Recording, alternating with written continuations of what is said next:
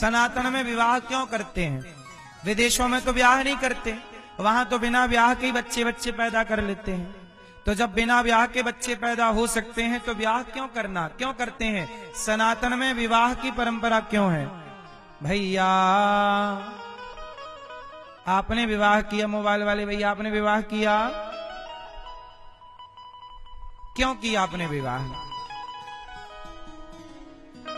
विवाह क्यों करते हैं हमें बताओ, हम अज्ञानी को बता दो जरा, क्यों करते हैं विवाह? क्यों? पीछे वाले भैया क्यों करते हैं विवाह? बच्चे पैदा करने के लिए? सुनो, आप ये सवाल किसी से पूछो बता ना पाएंगे लोगों को पता ही नहीं। ब्याह कर लिए, बस ये नहीं पता विवाह क्यों किए। बोले सबने किया तो हम भी कर लिए। भेड़ चाल, एक भेड़ गया तो सारे भेड़, बस यही चल रहा है। एक्चुअली आप लोगों ने सत्संग करना बंद कर दिया, कथाएं सुननी बंद कर दी, इसलिए ज्ञान का हो गया अभाव। विवाह क्यों करते हैं? अरे विवाह इसलिए करते हैं क्योंकि विवाह के बाद ही हम यज्ञ करने के अधिकारी होते हैं। विवाह हमें यज्ञ का अधिकार देता है। इसलिए जब विवाह होता है तो पति पत्नी के द्वारा मंडप के नीचे आहुतियां डाली जाती हैं, स्वाहा। उसी यज्ञ कुंड की परिक्रमा होती है जिसे फेरे कहते हैं। बोलो हाँ। लेकिन आजकल का कॉन्सेप्ट अलग है। आजकल शादी ब्याह में विवाह एक संस्कार है जहां यज्ञ होता है। मंडप गढ़ता ना, मंडप के नीचे वेदी होती है, वेदी का पूजन और हवन होता है, वहां पति पत्नी पहली आहुति डालते हैं साथ में, हाँ या ना। यज्ञ के लिए हम लोग विवाह करते हैं। यज्ञ के बाद मर्यादा में शास्त्र सम्मत धर्म से विवाह करके संतान उत्पत्ति करेंगे। पर आजकल विवाह में ना यज्ञ तो जैसे तैसे भगवान जाने कैसे करते हैं लोग। आजकल लड़की का बाप गजब कर रहा है। क्या कर रहा है? लड़की का पिता बारातियों के लिए शराब का ठेका खोल देता है। आओ बारातियों पियो शराब। लड़की का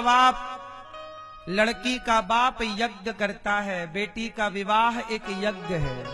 बताओ विवाह एक यज्ञ है या नहीं? जोर से।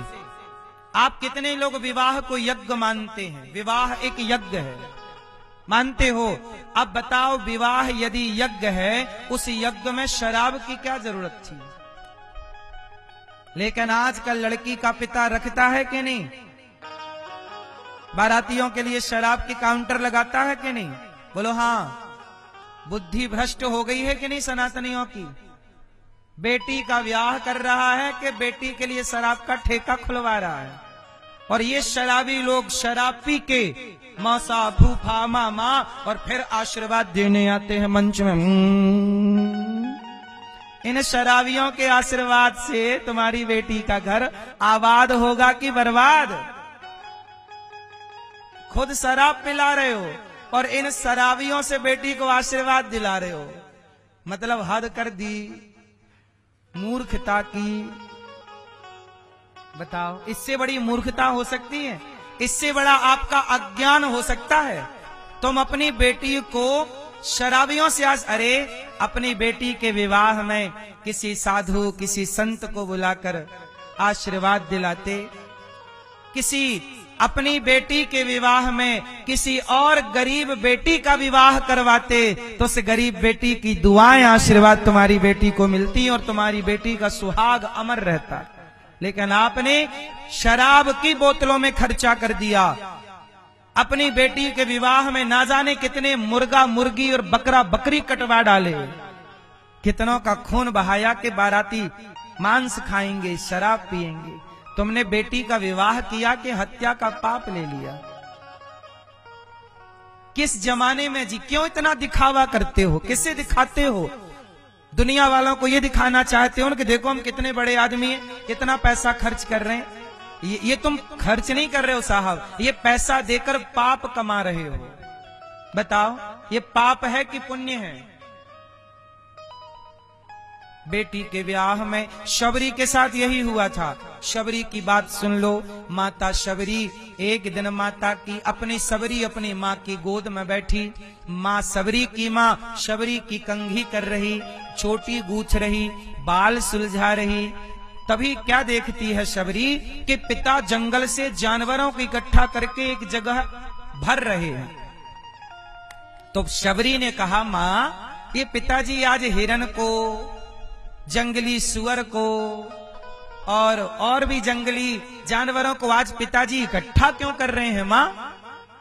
तब माँ ने कहा, बेटी 12 दिन बाद तेरा विवाह है और तेरे विवाह में जो बाराती आए हैं उनकी विशेष डिमांड है कि वो काले हिरण का मांस खाना चाहते हैं, इसलिए तेरे पिता जंगल से काले और ये देसी हिरण इकट्ठा कर रहे हैं। तब शबरी बोली, राम राम राम राम, मेरे ब्याह में इतने जीवों की हत्या हो जाएगी। रात हुई, शबरी माँ ने चुपके से जाकर दरवाजा खोल दिया। जितने जानवर पैक थे अंदर सब भागे जंगल की ओर।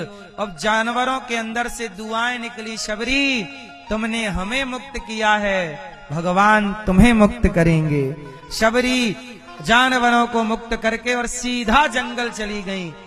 घोर जंगल में उनके पिता ने बहुत ढूंढा, शबरी नहीं मिली और वो जंगल में जाके एक आश्रम में महर्षि मतंग ऋषि के यहाँ संतों की सेवा करने लग गई। और संतों की सेवा के बल पर वही शबरी माता राम का इंतजार कर रही हैं। शबरी निहारे रास्ता, आएंगे राम जी। शबरी निहारे रास्ता, आएंगे राम जी।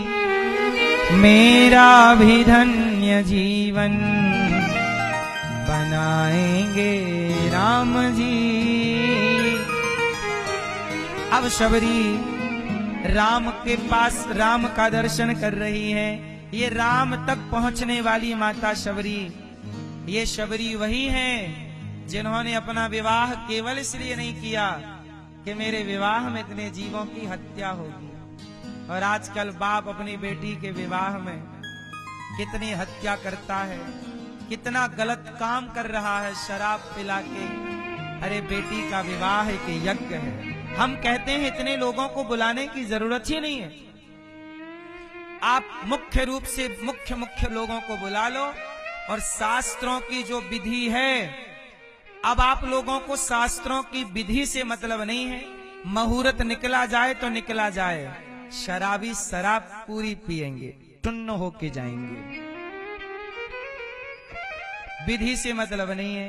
अरे बेटी का ब्याह कर रहे हो, यज्ञ हो रहा है, सही ब्राह्मणों के द्वारा मंत्रोच्चार हो, मंत्रों के द्वारा प्रेम से विधिवत विवाह हो, क्या हुड़दंग मचा रखी है। हर जगह आजकल जमाने के हिसाब से चलने की आदत हो गई है। क्या बताएं, इसी के चक्कर में संस्कृति नष्ट हो रही है, संस्कार बिगड़ रहे हैं। जब विधि विधान से विवाह नहीं होता फिर आप कहते हो तलाक हो गया, फिर आप कहते हो रिश्ता चला ही नहीं। जब विधि विधान से हुआ ही नहीं तो चलेगा कैसे?